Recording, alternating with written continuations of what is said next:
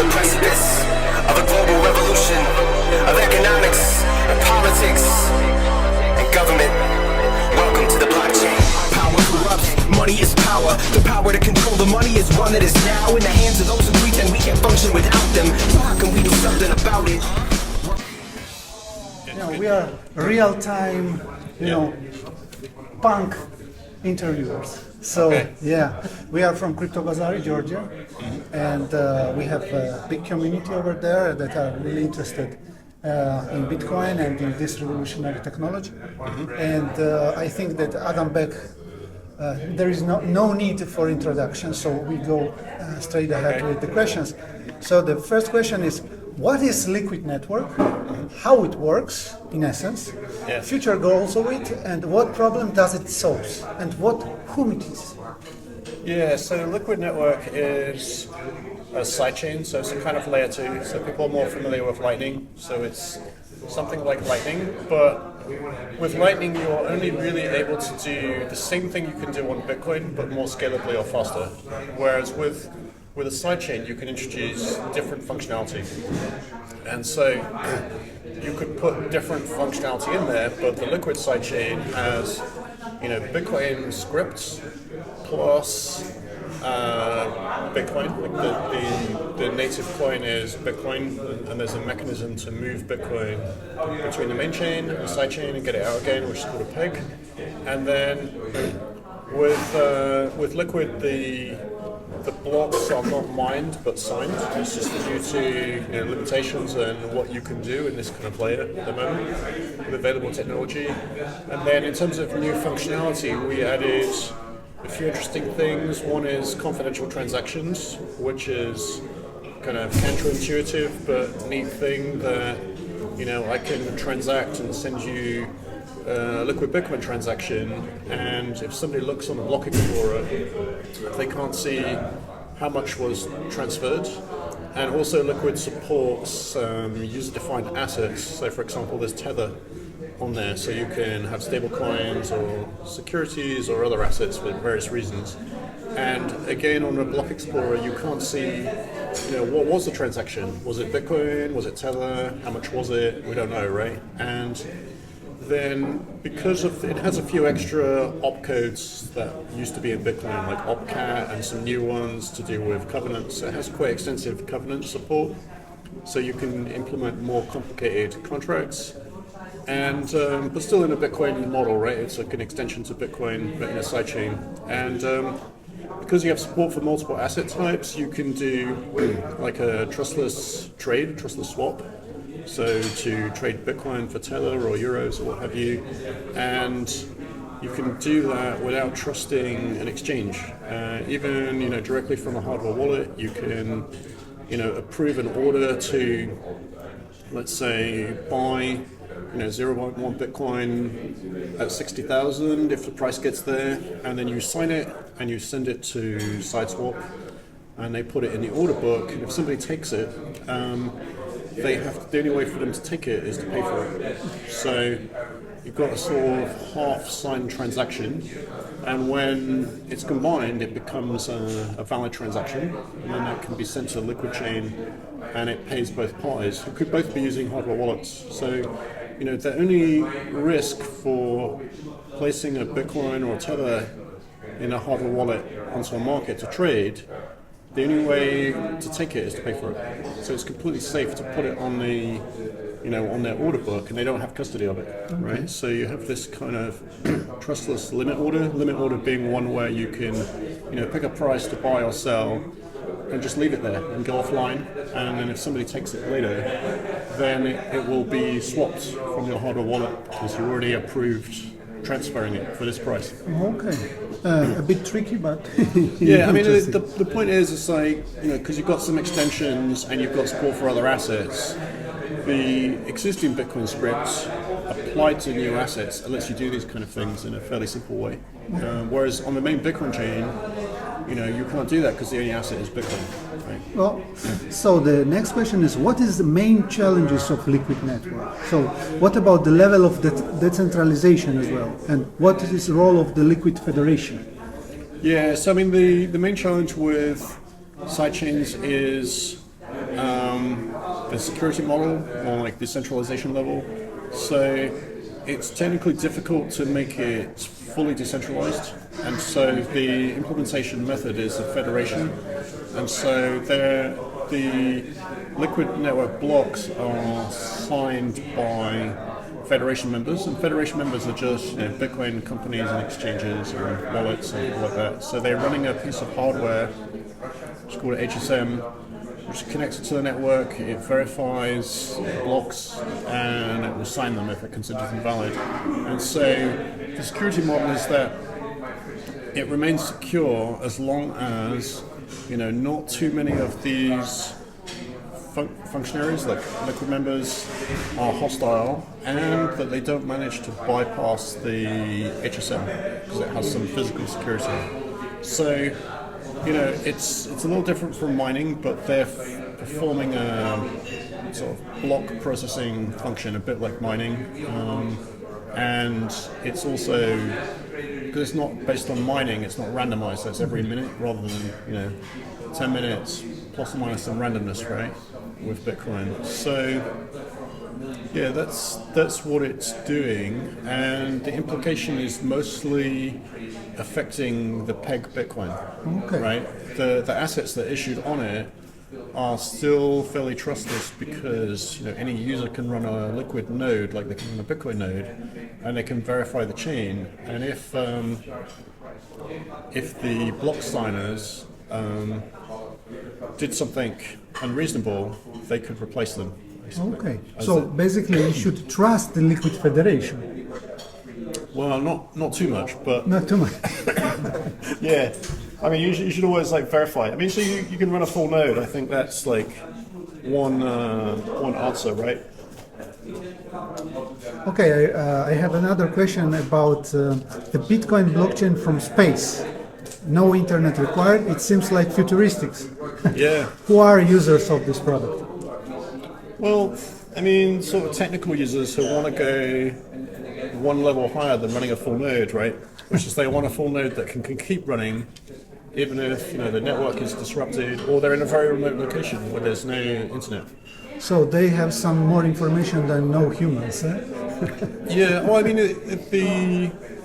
it's receive only, but you can, get some not that expensive equipment, point it at the satellite, or get a satellite installer to do it for you, and then on your local network you can plug in a computer and it can, or a node, and it will receive the data, and then you can sync a node. You can do two things. You can sync a node from scratch, it takes a week or two, because the satellite's sort of broadcasting fragments of history continuously, and then once you're up to date, like you've synced your full node, it will stay up to date, receiving new data. And you can do something with that, like have the assurance that you have the correct Bitcoin data, even if somebody's trying to attack your network, let's say. Or you can do it in a remote location where, the other kind of use cases in emerging markets where bandwidth is expensive. So they have an internet, but it's expensive, like a 2G, 3G phone, but their bandwidth is expensive per megabyte. And, a high-speed internet connection is too expensive locally. So they can use the satellite to get the bulk data, and then when they're transacting, it's small, so they could just post that rate. Okay. And I have the last question, more generic, let's say. Mm-hmm. It's given the increasing adoption of Bitcoin by institutions and regulatory bodies around the world, how do you see the future of Bitcoin evolving in terms of role as both a digital asset and a medium of exchange? So I think the ETF type products, it's positive that regulators haven't, been heavy-handed and they're coming to accept Bitcoin. And so, maybe it's a bit of an alien or unusual concept for us to think of the major financial institution like BlackRock as, being in our corner and helping Bitcoin, right? But the fact is that Bitcoin's kind of incentive structure where you're rewarded for mining. It makes more sense to be honest in the network than dishonest. That works for bigger scales and it works for bigger institutions too.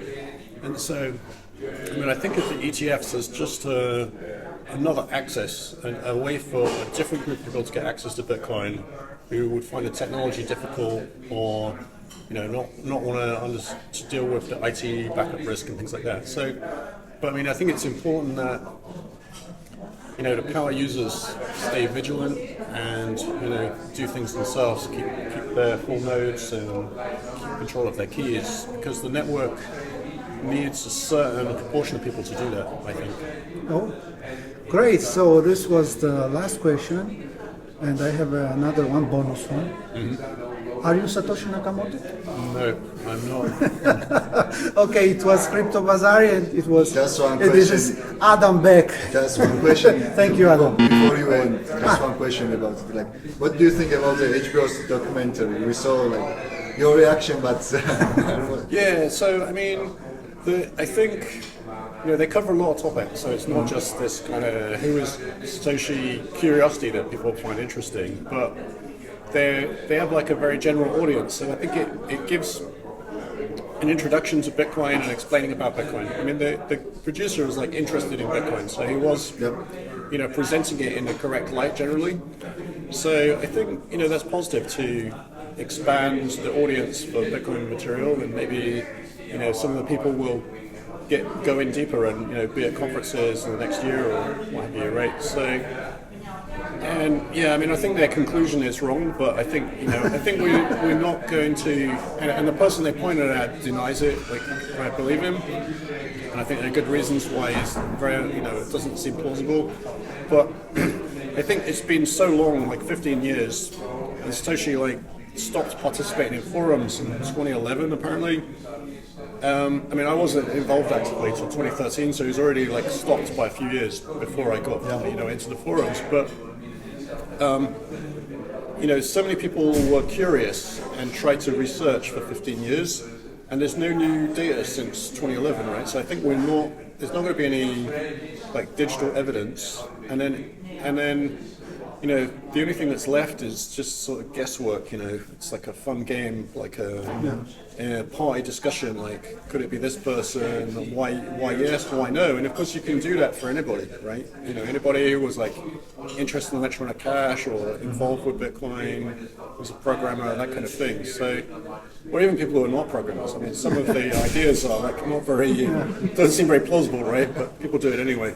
So guys, Adam is not. Also one question. Once again, okay. Not very hard. Yeah. What do you think? Why people want to know who is the Satoshi Nakamoto? Why it's important, for example? Because, for example, Satoshi decided not to announce about it.